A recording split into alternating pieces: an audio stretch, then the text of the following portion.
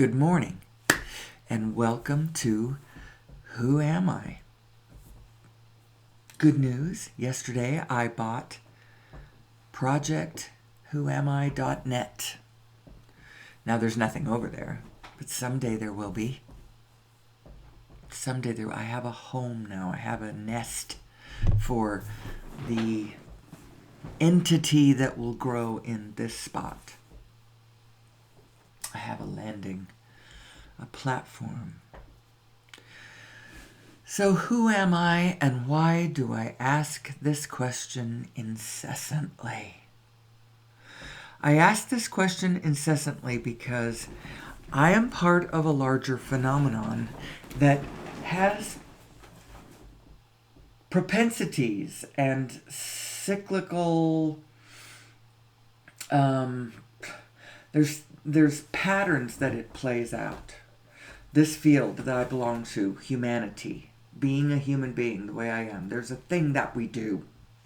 There is a thing that we do, and it's really an interesting thing that we do to observe.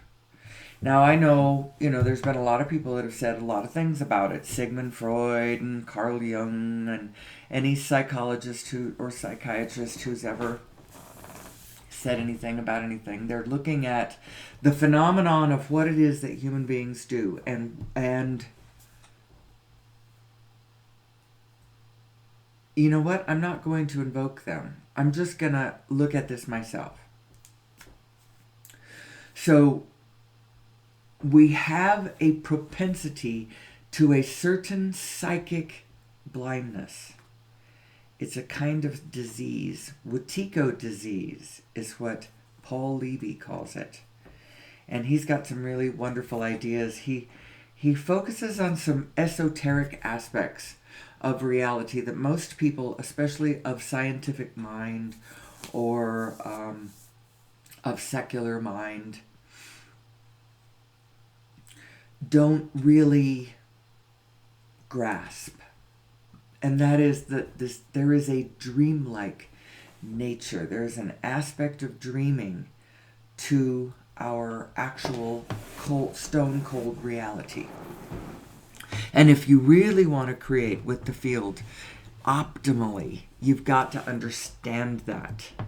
And you've got to know that your states of being, the state of being that you are in as you even look at the world at all, or observe yourself looking at the world, or observe anything else in the world, the state of being that you are in as you do it is everything. It's not just a side thing. Like there is, I'll tell you something that I believed about the world that I don't believe anymore. And I think I know a lot of my people probably believe this same kind of thing. It's sort of a way to imagine the world. We imagine a fixed objective oneness, this common physical reality, if you will, physical reality. You sort of imagine the state of everything is common to us. The trees, the ground, all the stuff, all the hard stuff, right? The stuff between us is all the same stuff. It just looks different from every angle. Well, you got that right to a point, but you may not be making it big enough, because in actual fact, there is no stuff. And the only real thing is experience, relationship, that sort of thing is what's real. And how do you fix that in objective reality and then share it amongst ourselves? You can't do that. You can't do it. It's not, there isn't a fixed reality between us. Now, there kind of is, in the sense that we are all part of a field of I come here every day I come here every day and I think about it and I talk about it. And it was small when I first started. Small but true. Yes, here's this thing that's true, but I don't know what to do with it in my life. What difference does it make? But the more I come into this forum and talk about it every day for like an hour and a half ish, give or take, no more than two, and then go about my day in an ordinary way, just as though, I hadn't done that. I was trying to do it other ways. I didn't know how to mix this space in with the rest of my life because, if you mix this kind of stuff too much with your regular life, you don't know what to do. All action just sort of goes away from you as you realize the abstract nature of the whole setup, and then you're like, that's so esoteric. Let me just sit here and look at the setup. Instead of, no, go back into the fray. Pretend like you don't remember and go play the game. And I'm like, yeah, but people in the game, deeply, deeply, deeply in the game, they would really be benefited by knowing that this is a game. Or it isn't really a game, but you can look at it like one. In the sense that it has rules. You've been issued an avatar. There are rules on the ground, and there are patterns in play. And you are part of a larger movie already in progress. We are players on a stage. How did Shakespeare put that? He said it poetically, wouldn't you know? But that is what's happening, and if you want to understand your story, then try to figure out a way to input broad swaths of human history into your being. I don't know if this is really good advice. I did it when I was younger. But I did it through historical fiction to begin with, and I know that's not real, but it's a place to start. And if you keep your mind absolutely open and flexible, and you keep inputting more historical fiction, and your intention is to put it all together, and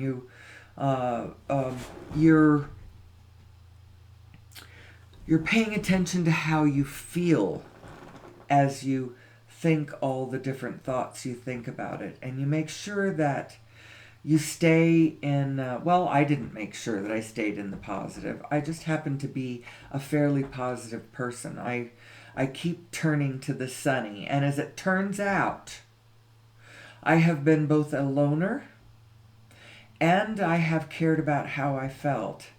And as such, I have a really interesting life to reflect back on that shows me who I really am as I follow the trail of everything I ever loved and all of the mistakes I ever made. I have a way of looking at my whole life and not seeing a single mistake. Now, I realize some people are very threatened by that. I was with two different people, one of which was enormously... I was thinking the first one was threatened by this, but I'm not sure the first one was so threatened by this. But the second one was certainly threatened by the fact that I was unrepentant. I had an aspect of myself that was unrepentant, that embraced every single thing I had ever done, no matter what. And then there was another part of me that completely understood that I was fallible and had made lots of mistakes, but was trying very hard in a way very kind to myself to make my way forward. Well, he didn't like that because he thought I had committed some grave sins, and he wanted to make sure that I was punished for my sins, or that I was properly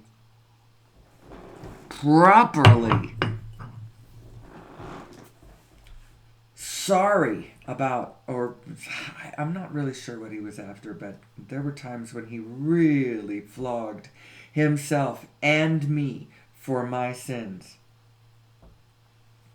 Interestingly, the reason I'm musing about this and the reason I find this particular thing interesting is because I think that this is a common thing. This tendency to not want to see. People don't want each other to see what they are doing as being, even in any aspect at all, okay.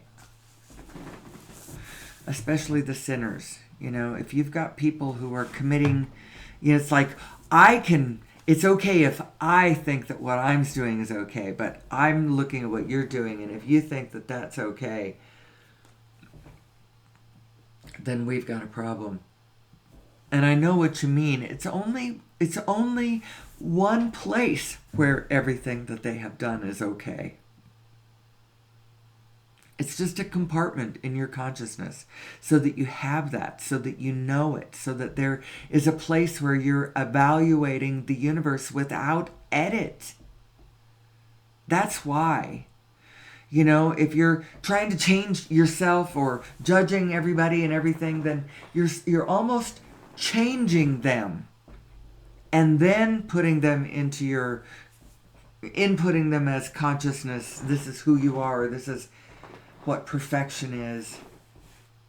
I don't know. You have to have a place where you are evaluating the world without edit, without saying this is good or bad, or I like this or I don't like it, or that will naturally spring forth. What you prefer will naturally come forth. I don't think you have to actually assert that. It's a natural impulse and a reflex that, to the preferred. If you are set up in every other way correctly and in alignment with yourself, then that reflex to the preferred should be already in place, and so you don't have to do that as you are evaluating the world. Actually, I'm not sure what I'm talking about. I think I'm talking about setting up consciousness, setting up your own organizing your own internal space. You've got templates in there. You've got reflective templates that are all set to reflect accurately the whole rest of the universe. They're all inside of you, mirrors of reflection, of perception. Imagine them.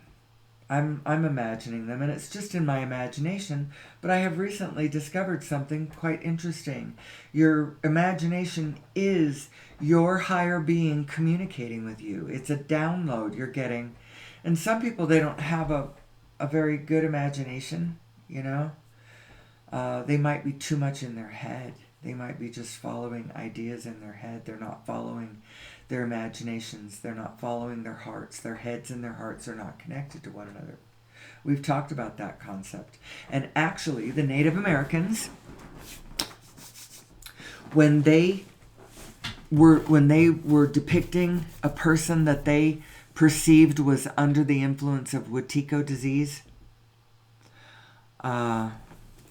the way they would draw it is they would draw a person with their head floating above their body, not connected to their body. That is what Wetiko disease is. When your head, it's basically your head and your heart, but it's also your head and your gut.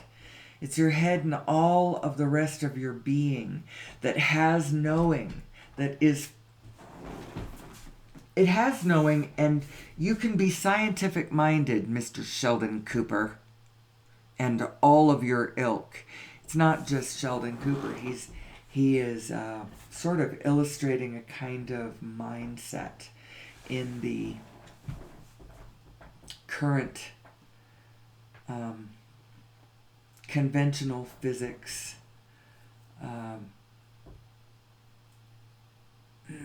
What's the word? There is an ecosphere of conventional physics. And it still thinks that quantum physics and cosmological physics has not been reconciled, but it has. It's just so wacky looking, so crazy, and consciousness is sitting right in the middle of it. Universal consciousness is sitting right in the middle of it. This interesting, this really beautiful feedback system as all of the individual parts are uploading their information to the whole. Now the whole gets it right away. The different parts around you, so I don't have direct hierarchical easy access to everything my neighbor's doing, but somewhere up and around the line I do have access to everything in all of the universe. There isn't any privacy, is an interesting thing that you come to when you realize how this upload download biofeedback system is working.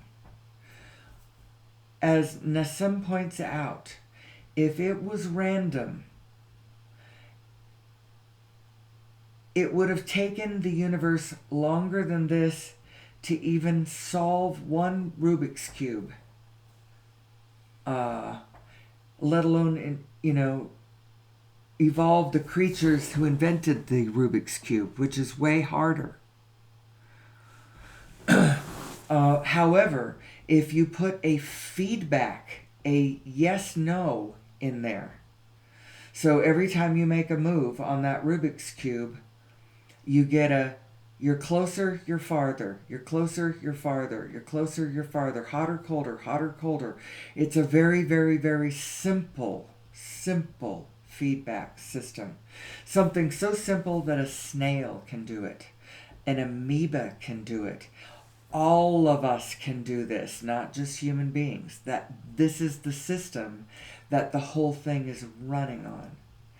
And so you got to understand who you are. Who am I and what is my biofeedback system? What is the yes-no? It's love, fear, growth, protection. That's another way of saying the same thing. Are you in protective mode? Or are you expanding in growth mode? Well, the whole field is in growth mode. And you, as an individual, which direction you're going is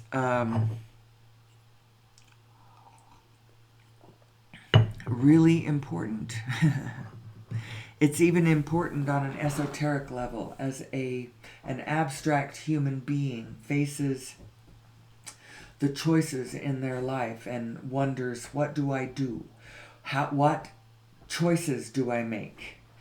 Do I do what my parents are telling me to do? Do I follow by rote this formula that my parents are giving me? Go to college and then go find a job, either with the government or with private industry in the system as it is playing out in the moment with all the jobs that are all available. This is what's going on out there. Look at the paper. Look at the college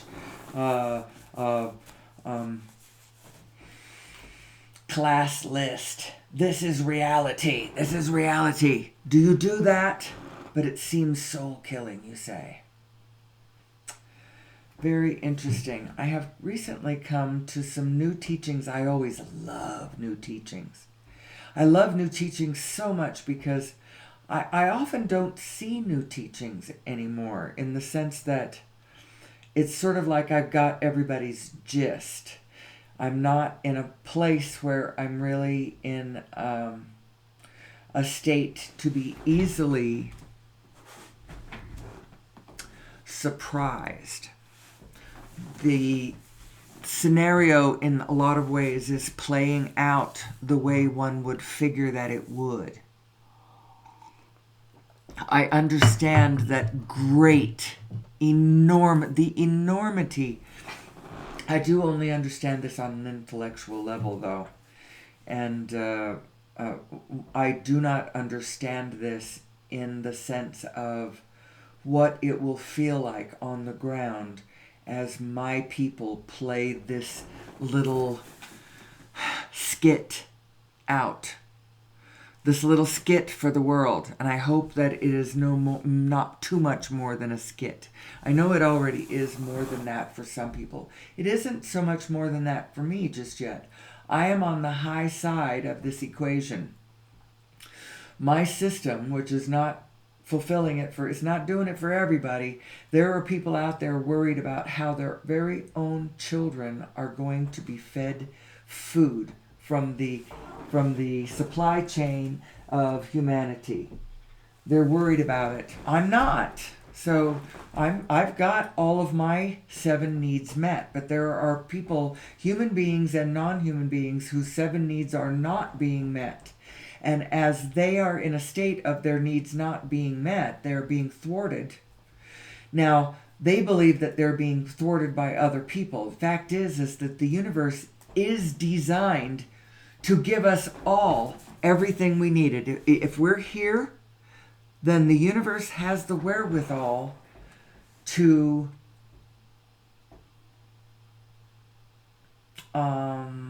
take care of us.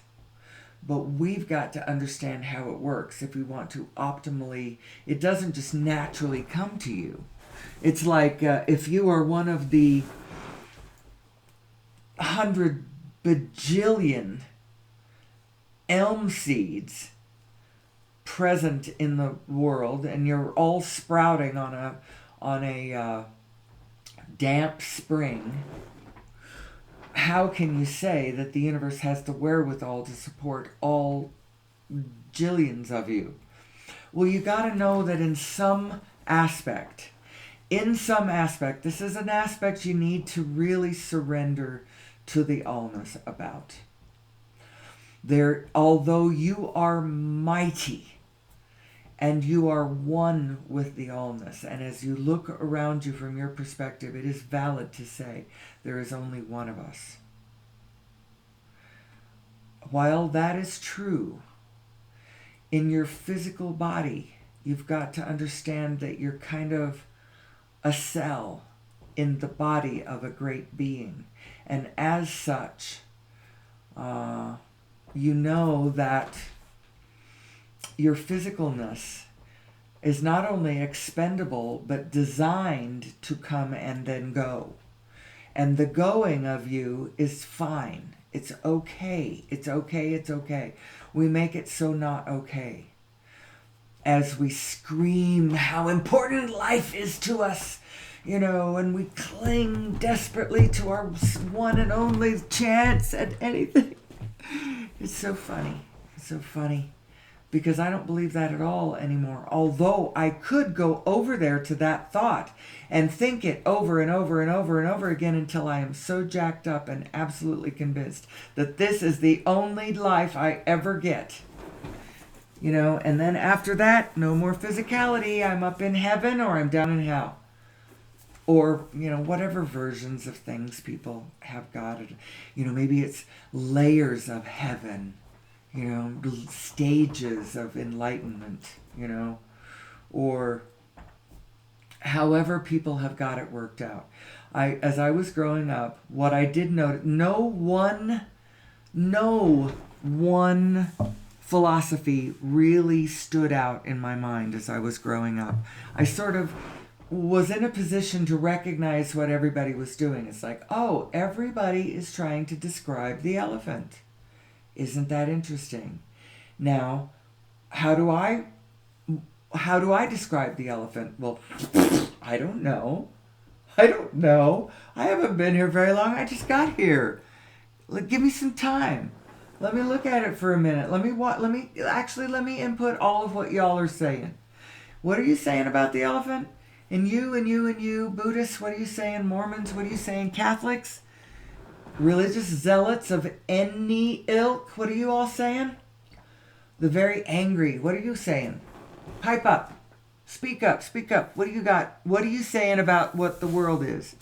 About what the world is, about what God is, about what you are, who am I? How are you answering that question? You're all describing the elephant. And I want to know what the elephant looks like. So let me listen to all of you. Now I have my own experience and I feel the pull of the impulses myself. And I experience on the ground what it's like when you are light of heart and other times when you are fixed of mind and hard of heart. How does that work out? How's that working out for you when you do that? You know, reflect, act and then reflect, act and then reflect, and then think about it and ponder and add it all up. And add it all up, and the vision of the elephant starts coming into view. Now you realize that on the one hand, why everybody's having such a hard time describing this elephant. You know, because it is kind of that which cannot be, people talk all the time. Philosophy has long talked about the difficulty of describing God, you know, the Almighty. What is this dang thing? So we've been talking about it in more matter-of-fact terms. We started with the premise, you know, we call it something else. We call it source energy, you know, the structure of physics. Let's start with that one. The energetic structure of physics and the origin of matter itself. How is it winking into being? How is it when you go all the way down to the quantum world, when you're looking at the world at the quantum state? And what is a quanta? A quanta is a Planck. What is a Planck? A Planck is it's not infinitely small, but it's finitely small. Does that make any sense? I just kind of made that up. So maybe it only makes sense to me. What I mean is it's like the smallest you can get in this density, in this universe. I think if you want to go smaller than the Planck, you have to go to the sub-Planck, which is a whole nother scale of Planck, which actually puts you into a different density dimension, would put you into like essentially a different universe. A Russian doll nested universe at a deeper density. That would be the sub-Planck. Or you're out at the cosmological universal scale, and then how would you get bigger than that? Well, you throw a Planck from this universe off. Actually, I don't know. And then it gets into another space and it big bangs into a... Watch the stuff I put up. So right now, here it's relatively early in the show. We're pre the 30-minute mark. I'm going to mention the however many things it is that I have posted in my description. There's the Lost Century and how to reclaim it. It's that information. It's the movie that documents the suppression of all devices that could have incrementally moved us off of fossil fuels. Feel a little bit of outrage about that. And if you're into conspiracy theories, which I'm not, it's not that I don't believe that conspiracies are out there. There certainly are a multitude, an infinitude probably, a multitude of conspiracies going on out there. I just don't believe that my worth, my best benefit, my optimal use is not for me to chase conspiracies. It's for me to generalize and dial out to a big position, and then as overview, dial back in and talk about specific subjects and specific things that affect mankind to try to help us out of our problems. What are our problems, you say? What problems do we have? You know, if you don't focus on your problems, then you don't have problems. You just focus over here, you know, pay attention to, and focus only on what you want. Focus on what you want. And while that is true, while you do need to focus on what you want, you do need to be, if you are imagining that with your physical mind, you are correctly evaluating the meaning of physical reality, then you need to add everything in too. you need to, it needs to all add up. Especially if you ever presume to take a negative stance about anything and you haven't added everything up. Anyway, lessons in whatever. Who are we? What is this lesson we're about ready to have? Well, it's going to be political. I can already see. It doesn't even matter. It doesn't even matter. You can see by who's running. All the extremity crackling in the air. It's crazy. Our whole democracy is on the line. And it's really funny because both sides of this equation, both the ones with the hammers smashing it to freaking pieces, and the ones who are lighting their hair on fire because they see the other party doing that, and they themselves are also picking up hammers and smashing democracy. My party smashed democracy in my party by pushing forward an old party line man guy a number of years ago, and claiming that he was the only one who was going to save us from the autocracy, which of course was foolish. There was 25 other people running, and many of them had really good ideas. As a matter of fact, many of them are in the cabinet now,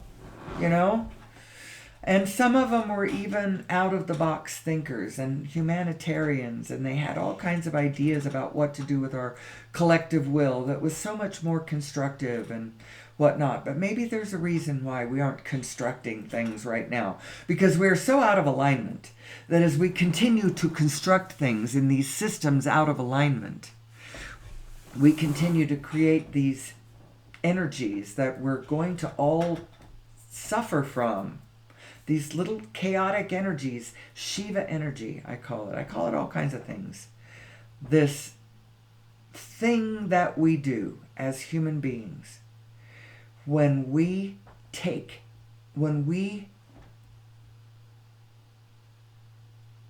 admit, what is the word? How do you phrase this? When you believe your negative mind, when you take a negative tack, when you go against your own self. Now, if you're a fan of the show, you know that there's a place in the show where I start with my sad, inadequate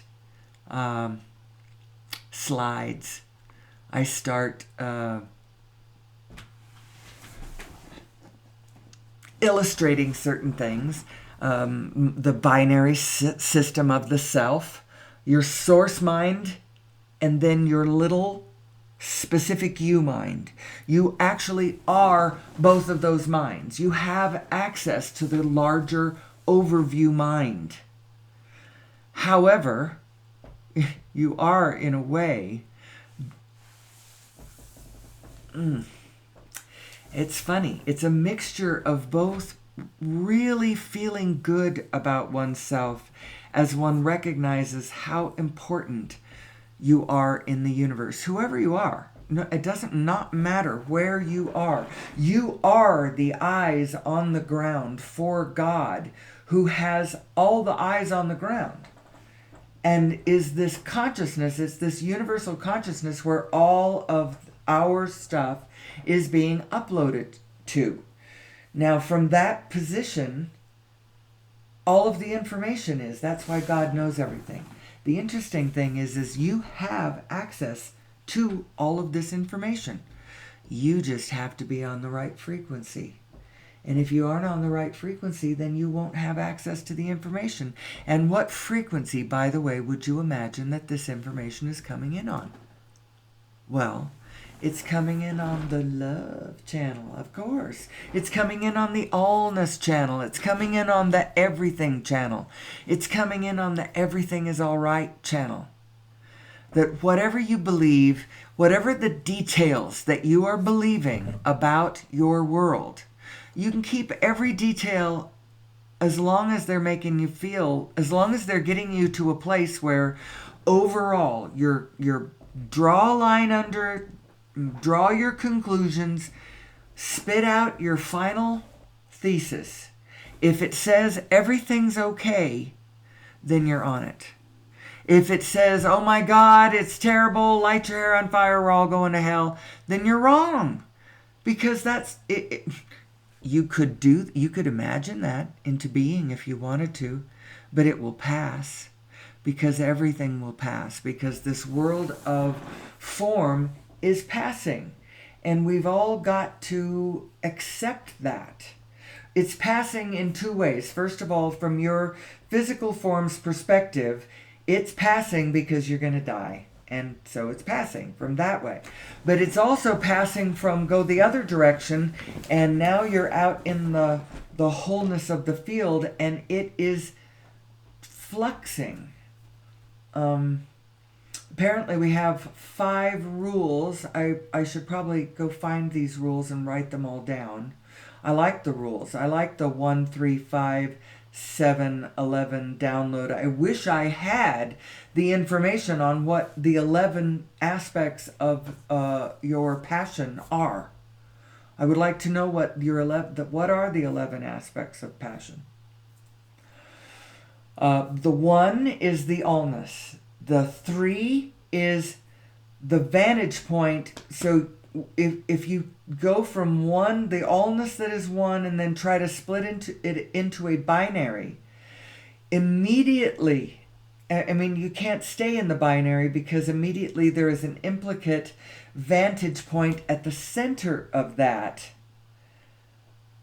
can see both sides of the polarity, and so it jumps from 1 to 3. And then the 5 is the 5 unchangeable rules of the universe. 1 is you exist, there's nothing you can do to change that. And one of them was something like, it had something to do with the world of flux and form. It's changing. There's nothing you can do to change that. And then there's this underlying structure that never changes, and there's nothing you can do to change that. Let's see, I think I don't know how many rules that was. There's a total of 5. I don't know if I got all of them. And then the 7 is the 7 needs. And if you cover these 7 needs, you're good. All the rest of them will work out if you have these 7 needs covered. And then time goes by, you go from young to old, and then you die and all that. But you cover these 7 needs of life and you will live. You know, barring buses running you down and, you know, bullets tearing you to shreds, or, you know, any of the number of things that could happen to your meat prober, your Terra rover. Meat prober, that did not sound correct. I mean your Terra rover, your meat vehicle, because it is made of meat, and it is the vehicle that you're using to live your life. And it is actually also the vehicle that God is using as eyes on the ground to see the world. And it is our job to know who we are, to recognize love around us, because that is who we are, and that is what God is. And that is the eyes that God uses to see with. When you love something, you actually are not blind. You're blind to the negativity, but the negativity isn't what's real. What's real is the love, and so when you love something, you see it truly. And only when you love your enemy will you see him truly, will you understand who he really is. And you go, oh my gosh, we're all part of the same morphogenetic field, and my emotions and my activity is having an effect on the rest of the field, because I am not in this all by myself. Although I do have a kind of blessed, precious, divine something. It's a pet idea of mine, but I think that there's a reflection of this in reality that is significant, if not profound. I call it divine autonomy. And it has to do with, it speaks to your ability to navigate in the field safely, in spite of the fact that there's just all kinds of things going on, all kinds of momentums that you could get pulled or sucked into. There's all kinds of momentums that you might want to get going and you're having a hard time getting them going. Why might that be? Well, it might be that you don't understand your own design. And your own design includes these two aspects of yourself. One is your physical self and your physical mind and your physical consciousness and your conventional whatever. That is an aspect of you, and you might think that it's primary. In a way, it's primary to you at the moment. It's the part of you that's vulnerable. No other part of you is vulnerable, so it doesn't need the kind of attention that this aspect of you needs. It isn't primary in a way. I think of it as who you are now, so it is who you really are. But it isn't who you always are. There is an aspect of you that you always are even now as you are in your physical body. There is an aspect of you that you always are. And this is the part of me that I have been, that actually this show is doing it to me. It's like an hour and a half meditation as I talk about what's real, what I intellectually believe is real. And the more that I discuss it, the more I open up, the more I connect neural pathways within my own brain so that I can think about it more and so that I can connect it more. Because I had this imaginary connection. I could see the connection in my imagination, but I didn't really have it in great solidity in my neural pathways of my brain. And so, in the last 6 months or whatever that I've been doing this, November, December, January, February, March, April, 6 months. Going past 6 months. I'm going into my 7th month. Isn't that interesting? That I've been doing this, it is having an effect on my neural pathways. Of course it would. And this whole subject, I'm having so much clearer of a time now, the way that I can speak now. Come back and talk to me in another year if I keep this up. Now, if you're a regular to the show, I want to let you know that I mentioned it a few days ago, but for sure, I'm taking a break here in a few days because we're going on a field trip. We're going to go down to Mexico and we're going to, have some fun with some friends of ours, eat some good food, and notice how other people live in other parts of the world. I'm going to get hits of negative emotion about certain things that do not please me. I'm sure that's going to be wonderful fodder for me to transmute into show when I get back, and I'm looking forward to that, transmuting my own negative energy. I cannot have a negative emotional experience without coming out on the other side of it now, mining the gold. But I still do not like negative emotion, and I do try to avoid it. I do not seek negative emotion. I seek the light. But when the darkness finds me, then I just remember myself and turn it back into light. Speaking of which, here's one of my pet pictures. I can see sort of a flaw in this picture. I don't know if it's showing up in the video. I don't know why that little rectangle has appeared in the source side, and I'm not sure if it's appearing to you or if it just looks like that from my, I don't know. I may have to go reload this. It was an inadequate picture to begin with, and now it's having flaws. It wants me to change it because this is an important part of the discussion. This binary aspect, you are your higher self too. You are that. And as you are living your physical life is an exercise of you finding yourself over and over and over again. Everywhere, as you look out into the world, as you see love, as you see God looking at you through the eyes of other beings around you, human and non-human. And sometimes, especially you can see this in both human and lizard eyes. You can see a kind of godless evaluation. You know, the lizard, when a human being takes on that lizard soulless viewpoint. Actually, I'm not. I'm going to places I'm not even going to stand by at all. I don't know why there's this flaw in the picture, though. Your state of being is primary to your experience, by the way. And I want to speak for a minute why your experience is so important. First of all, experience is all there is. There actually is no real physical form to the universe. It isn't real in that way. There's no solid reality between us that is common.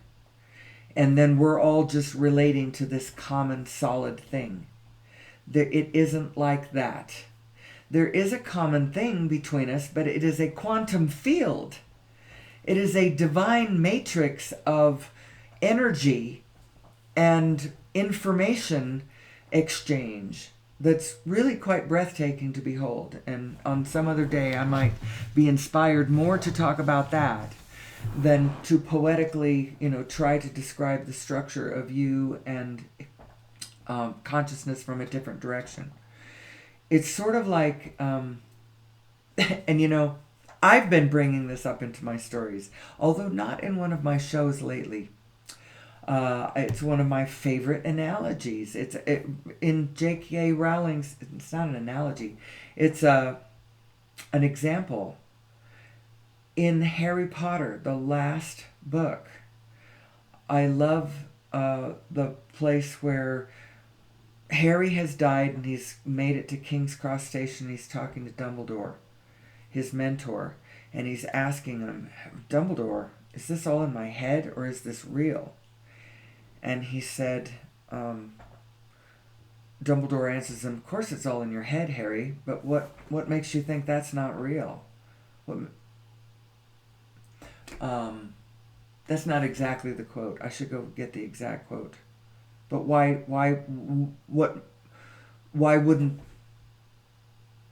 can't they be both real and just in your head? It is real, but it is just in your head. But it is real. Israel, interesting. Your state of being is so important to your own experience. And your experience is you driving your own starship through the multiverse. You are a being of light, and you are moving through a universe of... It isn't exactly shaped like you think that it is. It's way more esoteric and dreamlike than we are imagining. And your state of being, just like in a dream, if you become frightened in a dream, the scenery around you will morph into a nightmarescape. And when you find courage and you get your legs underneath you and your whatever, you can, when your mood shifts back or shifts, the landscape around you changes to match your mood. In a really profound, enormously complex, energetically driven way, and communally experienced. That's exactly what's happening. You, in your own life and your own experience, whatever you are getting out of the world, it is a reflection of the state of being that you spend most of your time in. Now, it's actually a reflection of every moment, what you are in every moment, but it takes a moment for the whole universe to start shifting. So if you are winking all over the place, it's a lot more difficult to see what you're actually reflecting. but the universe is a reflection of yourself. Know that to be true.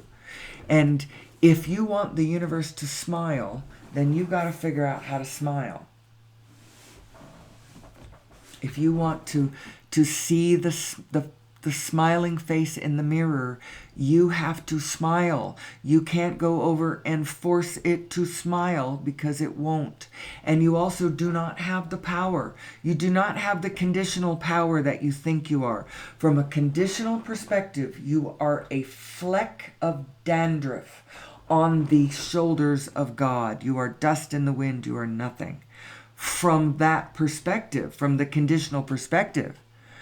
Fortunately, that's not who you really are. You are actually come at this thing from a whole different perspective. Come at it from the inside, and you are mighty. And you are legion. And you are one with all things. You know?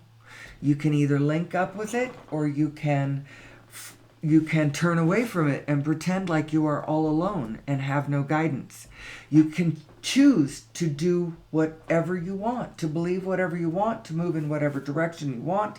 And the reflective universe is designed to back you up no matter what stance you are taking. If you're taking a negative stance, the universe is reflecting back negative to you. It is granting you negative synchronicity. You are lining up with like-minded others in negative synchronicity. Things are falling into place. That storm is brewing. Absolutely. The universe is backing you up, no matter what you believe. If you believe it is monstrous, well, there is plenty of evidence to support you in that one. That is for sure. From my perspective, all that it is proving to me is how freaking bad it can get when we do not know who we are. When we do not know who we are. And so I dedicate this show unto that service, for us to better understand who we are and how our equipment works and how we create our own reality and how the law of attraction actually is working for us. One of the reasons it's working for us, and forgive me for if this little blemish on this slide is showing up, I don't know why it's there.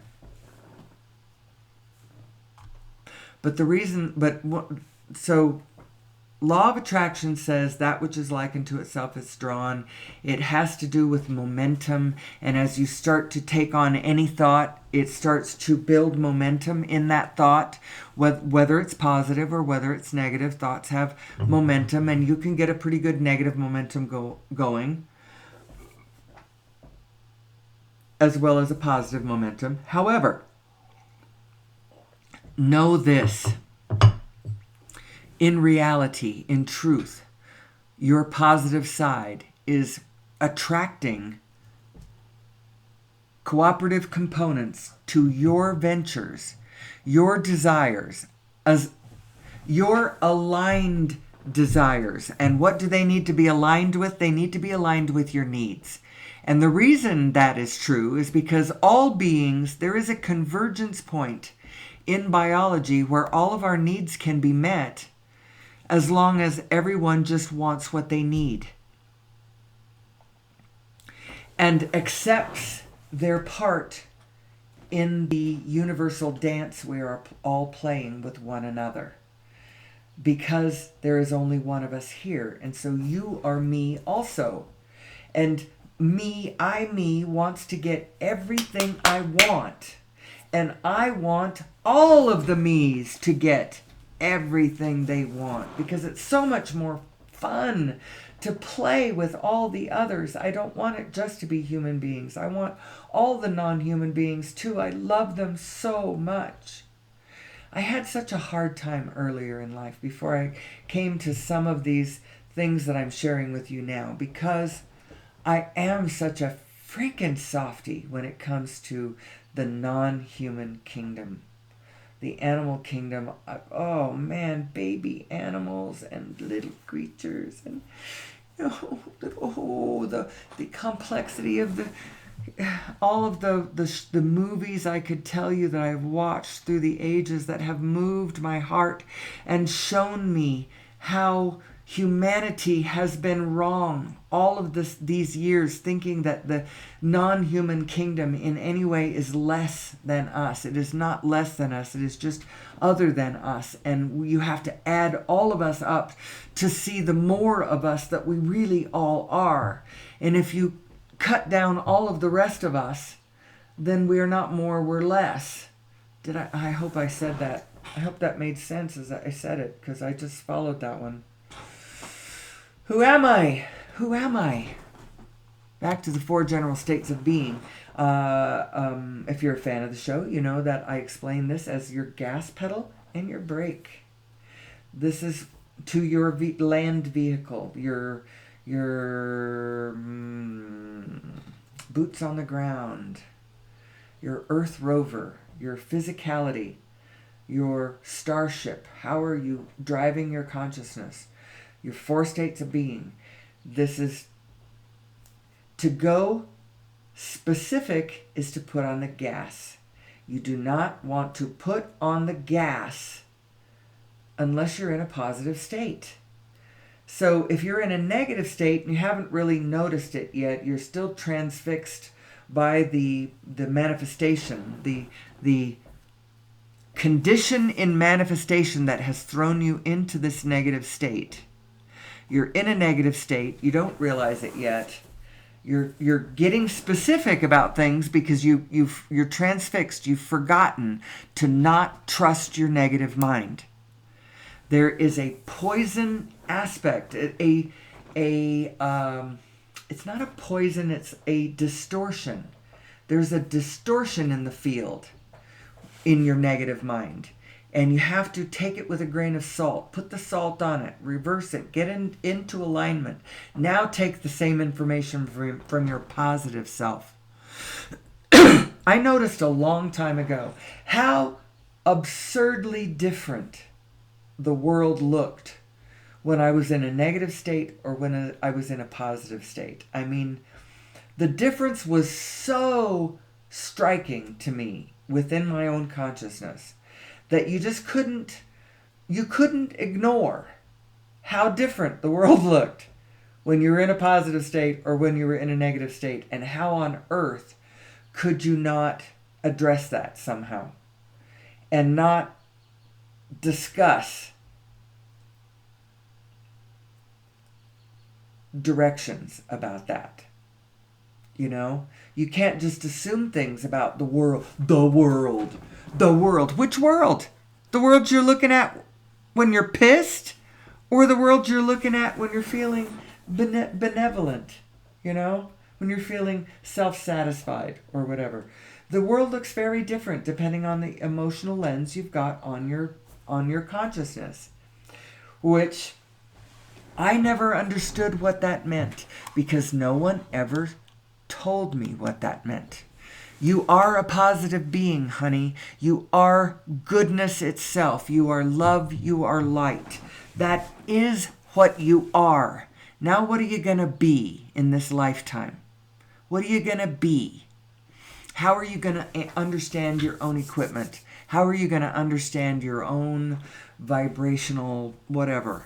Your emotions are really just an indication of how well you are doing vibrationally, aligning your thoughts with the thoughts of your true broader perspective. Now, your analytical mind, your analytical human mind has a kind of overview capability. That's the neocortex that we talk about all the time in this picture right here. This neocortex being your overview mind. This is the one responsible for overview thoughts. This would be the one that you need to put into alignment with your true overview thoughts. Your source mind, which is always thinking loving, connected, win-win, we are all in this together, whole systems, allness, almighty kinds of thoughts. It knows where everything is. It knows where all the atoms are, where all the atomic structure is, and how it's moving. How does it know that?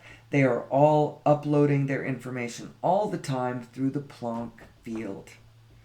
This is how we tie these things together.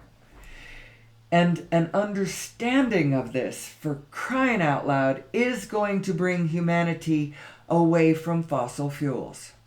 Also, we could have incrementally been moving away from fossil fuels if these things had not been over Unity devices and other clever devices of all sorts, because humanity is nothing if not clever. Clever, clever, clever, clever, clever.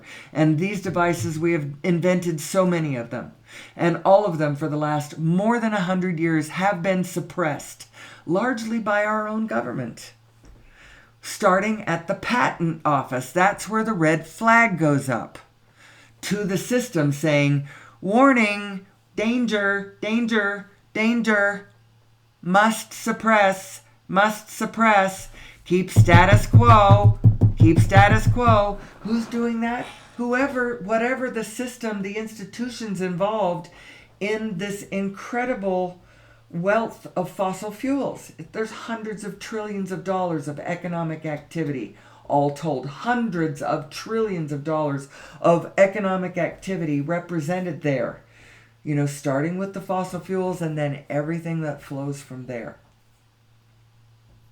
All the energy, all the technologies that have to plug into an energy source. And there it is.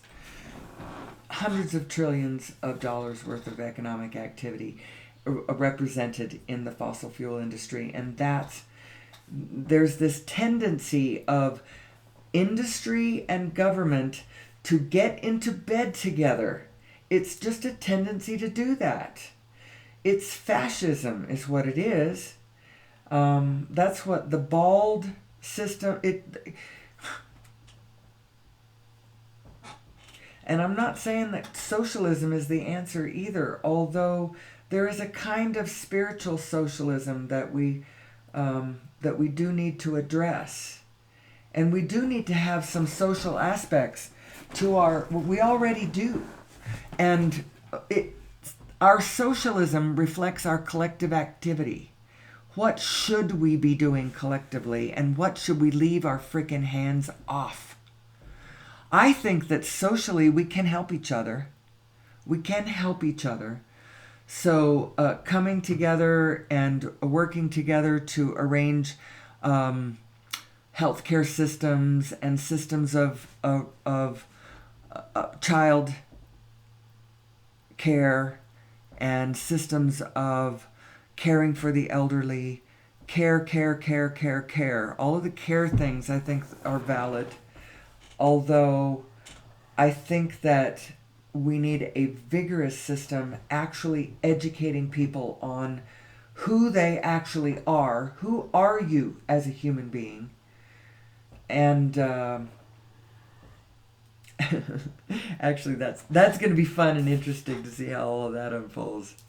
We're a long way from us collectively correctly educating one another. But it's got to start somewhere, and let it begin with me if it needs to. Although it didn't begin with me, I stand on the shoulders of giants already. I could name so many giants' shoulders that I am standing on already that have brought me to the realization of where I am. The fear, love, yes, no feedback system, that's not new either. So if you have an intention, you have a thought, and what is behind that? What is the frequency of the thought? Is it fear-based or is it love-based? You have an intention, an idea, a thought. Is it fear-based or is it love-based? I've heard Gary Zukav and Oprah Winfrey talking about this subject in great details. Very interesting. As far as the negative mind, the negative... I like Eckhart Tolle's take on the pain body. I like that one. That's good. The pain body is interesting. And if you read any of his books and think about how he is discussing this negative aspect of ourselves that, depending on how big of a pain body you've got going on, it's how much of the negative self you have unleashed. How do you do it? When you take negative thoughts. When you take thoughts that are in direct, chaotic lack of resonance with your broader perspective mind, who also has thoughts all the time, and they are positive. They are positive because she knows who you really are. We got to get this through our thick heads. We really are to the good. All of evolution, all of life, all of existence is, even us. Well, why do we clash so hard then? Why is it such a struggle? Why is there so much suffering? Well, I'm glad you asked. The reason is because we don't know who we are. And so this brings this slide to mind. This is the Buddhist take on it. It's not necessarily, I would go in point by point and slightly adjust every one of those, or clarify, or shed light on, or discuss further, or however you want to put it. I could talk about all 5 of those points and how they relate to who am I? Who am I? And how you answer that question. I am fill in the blank. It's a plugging your plug into a thought. What are you plugging it into? Are you plugging that I am into the physicality aspect? I am the physical world of flux. I am my physical body. Oh my gosh. Do that and immediately that is stress producing. Because you are not your physical body. If you were your physical body, then you are, there's no substance to you whatsoever. You're going to be gone in a winky blink of time and never to be seen again, only to be bones, under the trees or under the ground or wherever your bones end up. Well, that is where you're headed. Well, that's only where your physical body is headed, and a good dang thing that isn't all you are. So you can identify with the other side. You really can. It might be seen as blasphemy.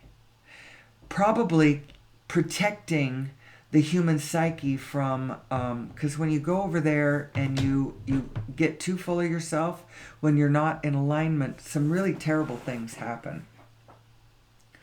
So it is important that you are in alignment as you take on some of these larger concepts about yourself and about the universe around you.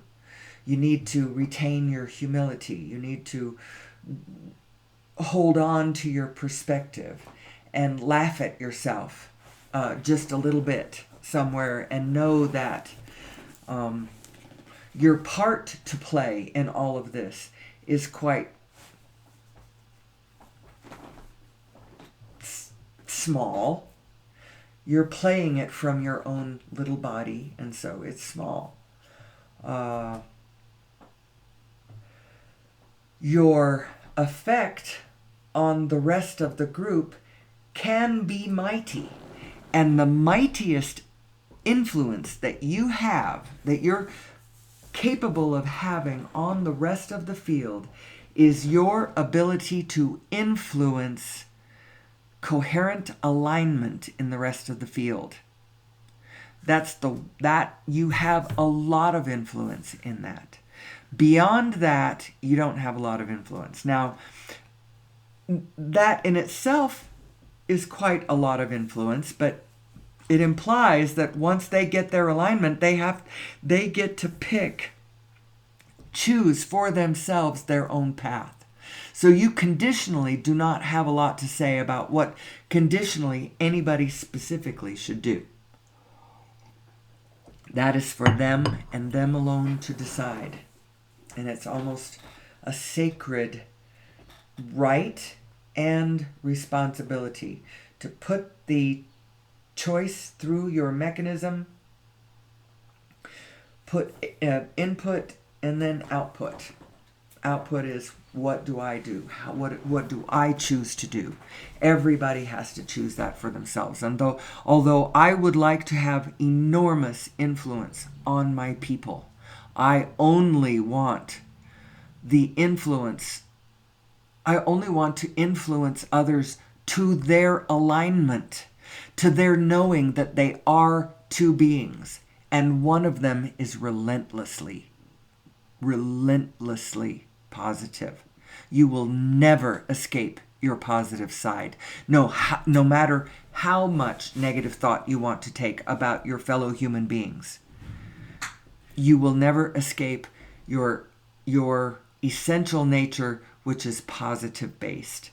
And the reason that's important is because every time you insist on taking a negative thought, you will clash with what your inner being really knows. Now, as far as specific conditions on the ground, you do not have to you do not have to turn positive, that rape or murder or suffering, or that ecocide, or, baby seal clubbing, or sixth mass extinction, or human babies starving, or whatever it is that pushes your buttons. Whichever one of those turns you negative, as you look at that and go, I don't like that, and I don't have to like that. No, you don't have to like that.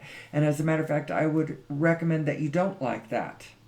However, that's not your overview mind there.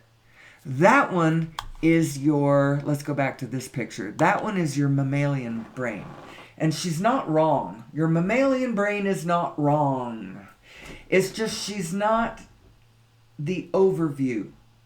She's not the one looking at the meaning of life, or the value of anything, or the meaning of anything. That's not the one. The overview mind, looking at meaning and broader perspective, has got to come to positive thoughts about it, or you're not in alignment with your source mind, who is always positive, always in love, always in connection, always in possibility, always eagerly looking forward at all of the fun things, all of the places where all of our needs converge.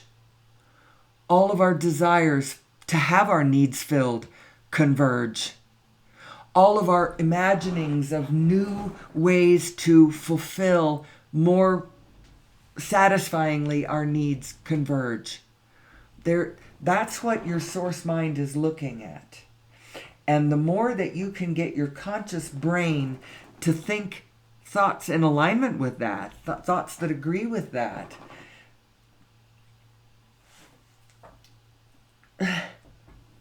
and go to the thoughts first. Go to the thoughts and the feelings and stay there. Do not cling to reality. Reality, you don't need to cling to it.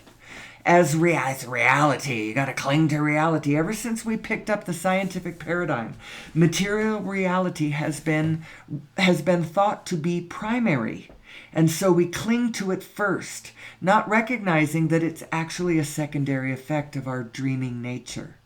And so hold to the thought first. Hold to the feeling. Hold to the feeling, and then feel the download of inspired thoughts that you get from that feeling to act in this real physicality. You will find yourself acting in ways that benefit actual reality. So it's actually a sensible thing to not face reality. It is a realistic thing to not face reality. Isn't that funny? Isn't that funny? Isn't that freeing? I know. I have told my loved ones, that in a joking voice, that this little show, Who Am I, is it's documenting. I feel the need to document my own descent into madness. And I can hear myself, saying some of these things. It's like, man, that sounds batshit crazy. That's how come we haven't gotten it so quickly. That's why we've been on the wrong track for a few thousand years. Why, without a user's manual or an instruction, I actually still need to write the user's manual. I have actually an inspired novel called The User's Manual that I need to write. Someday I will do this. This is going to give me the wings, the momentum, that I will be an author at some point. I will write things. Right now I'm writing with my oration. I'm writing with my voice. I'm going into this place and I'm thinking it all out loud. And one of the reasons I need to do this is I am losing my sight. And although I still have a great deal of my sight still left, there are certain aspects of sight that are starting to annoy me. And one of those is the written word my eyes don't like to look at. It's my two eyes see things differently, and then when I try to put them together, then there's terrible distortions, and so I kind of have to close one eye. I lose a lot of depth perception. Light is a problem. I need anyway, it doesn't matter. I think it's my inner being guiding me to my better path, which is I need to do this show. I can do this with my voice. I don't have to do it with my eyes and I don't have to stare at a paper and keep my writing on the line, because I'm losing it in that aspect. But God closes a door, He opens a window, remember? All of these trite sayings, they're really so true. But what does that matter when you're in the middle of the throes of your negative mind? How do you get your negative mind to shut the F up? Let's see, back to the emotional guidance scale. And this idea of you create your own reality. And the way you can tell how well you're doing vibrationally speaking is two things. How is the world manifesting around you? What are you rendezvousing with? What are your impulses to act causing you to rendezvous with? What are you rendezvousing with? What are you thinking about? What kinds of things are you thinking about? What state of being are you in as you think the thoughts you think? And then take the impulses to act, and then now what are you rendezvousing with? Are you rendezvousing with paying your bills or not paying your bills? People being mean to you or being nice to you? Opportunities or lack of options? Apparent lack of options. What are you rendezvousing with?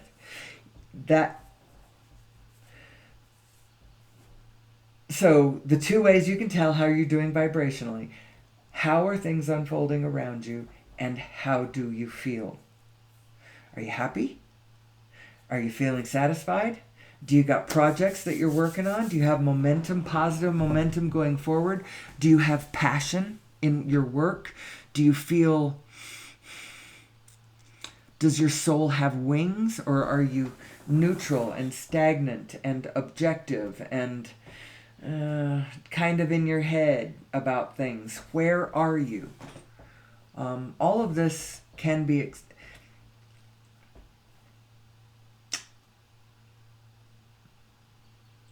everything that I've been discussing this morning addresses the meaning of all of this. So what is your job? What is your singular job in this world? Line up with your inner being. How do you do that? Get your negative mind to shut up. I don't care how you do it. Get it to shut up. And this brings me back to my discussion earlier about that person I was with who did not like me turning off my negative mind. He did not like me having a place in my consciousness where I did not judge myself. Or others, by the way.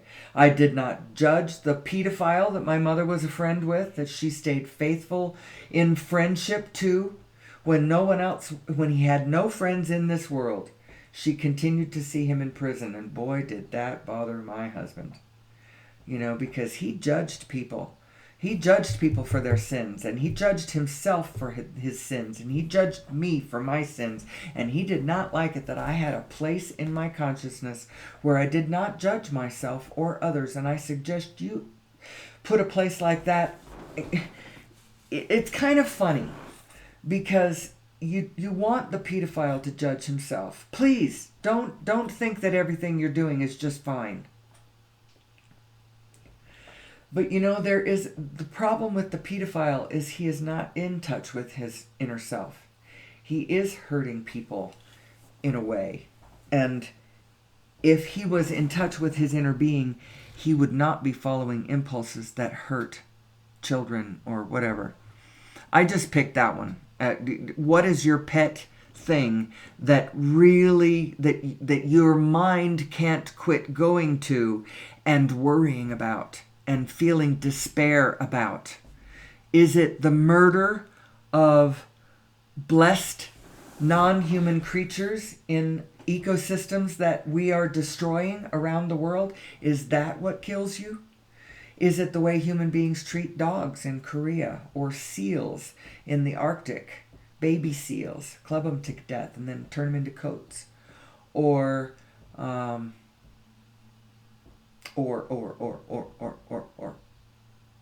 children starving to death, human children being born into starving circumstances and starving to death.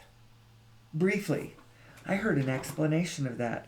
There are souls who really want a very limited experience of physicality but are not interested in a full-on experience of physicality. And it suits them just fine to be born into a being who only lives for a moment. Maybe that even includes like being born into the body of a baby turtle along with thousands of other baby turtles where only a very small percentage of them are going to live full physical lives. A lot of them are going to be gobbled right up by all the other physical lives around who also want to live. It's interesting. We live in a very interesting world. And how much more interesting it becomes when we really open our minds. Really open our minds and add it all up. Open our minds and plug our minds into our freaking hearts. If your brain and your heart are not plugged into one another, I promise you, you're not seeing it clearly. It's all of your systems together. Put all of them online. And now with your full being, look at your full self and the full picture. Now you're seeing it. Now you're seeing it. Now turn back and look at human problems. Oh my God. What are we doing? What are we doing?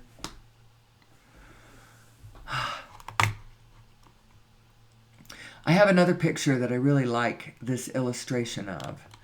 I harp all the time about Planck units and how the Planck how important this is.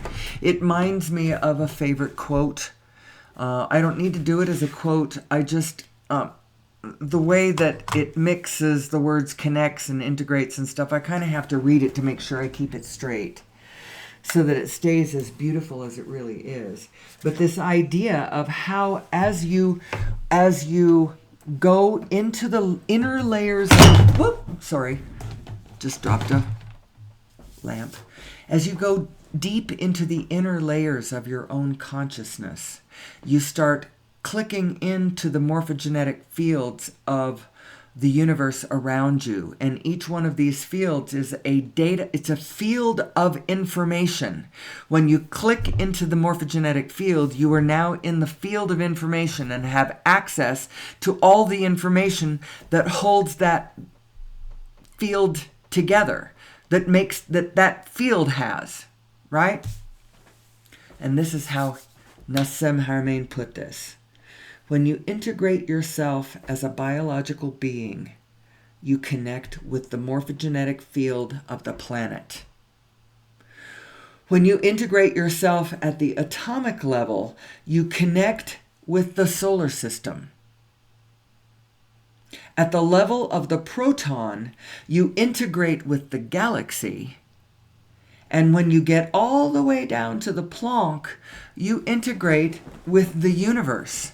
The morphogenetic field of the universe, which means all the information of all the universe, by the way. So as you go deeper into deeper and deeper layers of your own being, you connect with the information of the greater physical universe around you. So cool, so cool. So how does the Planck relate to the cosmos? Well, when you're at the Planck density, when you're down here at the Planck density, the Planck density, the subatomic the density within the atom. That's the Planck density. When you look at the density within a proton of Planck's, the Planck field within a proton, that's the subatomic density. It's really, really high. It's really, really, really high. 10 to the 93. Take one of those Plancks, density 10 to the 93, and blow that sucker up. It's a really, really, really, really, really, really, really, really, really, really, really dense thing. It's actually denser than the known matter in the universe, which I think is more like 10 to the 55, 10 to the 60. I don't know, it's 10 to the something like that in there. You take that Planck at the Planck density and blow it up to the size of the universe, and the density works out to be the cosmological density, which is 10 to the minus 30. And all of the mass information and the entropy and the temperature and all of the information, it comes out correct. But it's not the known matter in the universe that we use as the known matter. It's the known matter plus the dark matter number. It's that number. The Planck, our universe is undoubtedly a Planck thrown off from another universe of a higher density through Hawking radiation, because that universe was also a black hole. It's all black holes all the way up and all the way down. And I just can't tell you how excited I am about the future of mankind as we come to understand who we really are and how this universe really works. Now, in my description, I put a bunch of things. I already mentioned the lost universe and how to reclaim it. The second thing is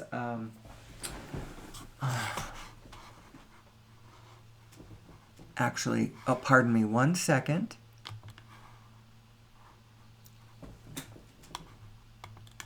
So I put on there the lost century and how to reclaim it, the origin of mass and the nature of gravity, the video, the 37-minute video, YouTube video link, the description of the paper. I also put in the link to the paper if you want to look at the paper too. I put a link to the first episode of Quantum Revolution. It's a 12-part series Nassim Haramein made over on Gaia. You'll have to find your way to the other 11 episodes. I promise you it's worth it. A long time ago, you could find a movie called The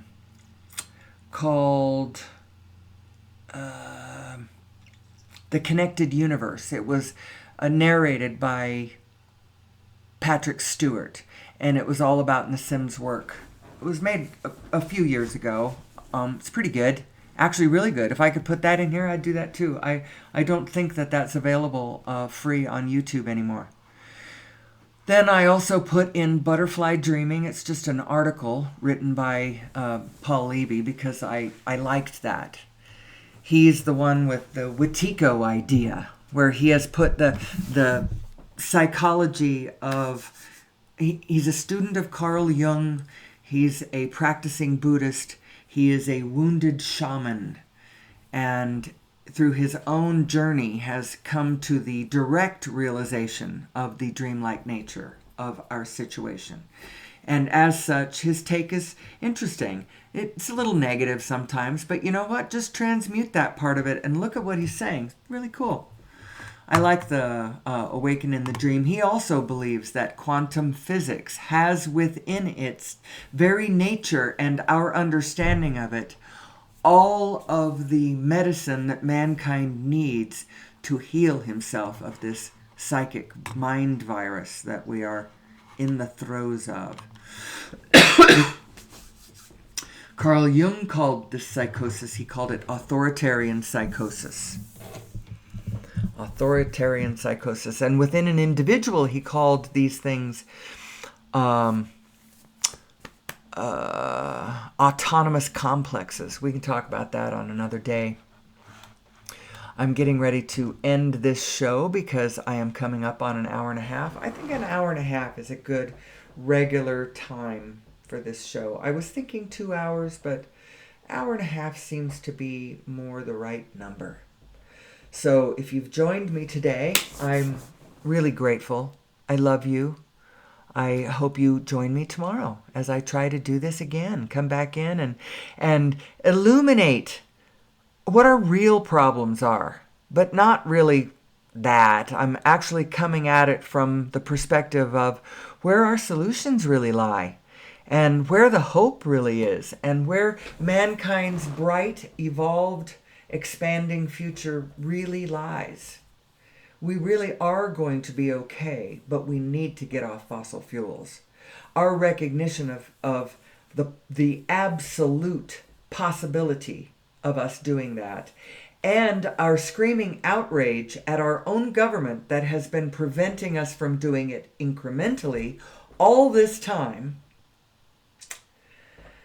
and everybody else's government too. I mean, it's the faction that owns hundreds of trillions of dollars of potential economic activity, and they want to control it. And of course they do, because then they get to buy all the goodies, all the billion-dollar super yachts and all of the Learjets and all of the supercomputers and all of the private islands and all of the, whatever.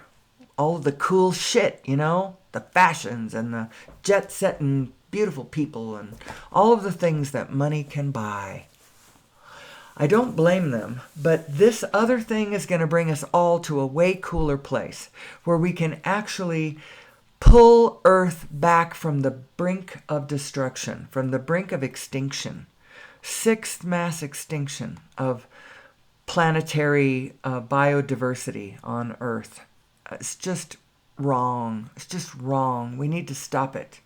We need to stop it. We need to stop waging war against one another. We need to quit not understanding how the negative energies are born. How do we bring how do we unleash the demons upon the land? How do we do that? We're doing that. We're doing that by the very act of believing our negative mind. By acting from our negative mind, by taking negative thoughts and birthing them into the world. And then, and it's a field phenomenon, we're affecting our neighbors. Your neighbor is your unknown self made visible. And so all of your neighbors are all of your unknown selves made visible. Isn't that interesting? Well, we're going to come back tomorrow and talk about it some more and some more and some more and some more. I will be taking a break coming this Saturday, May the 4th. I should be back. I could be back as early as May 12th. We'll see whether I make it back or whether I'm sleeping in May 12th. It may take me a minute to get my sea legs back underneath me when I get home, but I am looking forward to coming back to the show. I love y'all, and I will see you tomorrow, hopefully. And until then, I bid you peace, and may the source be with you.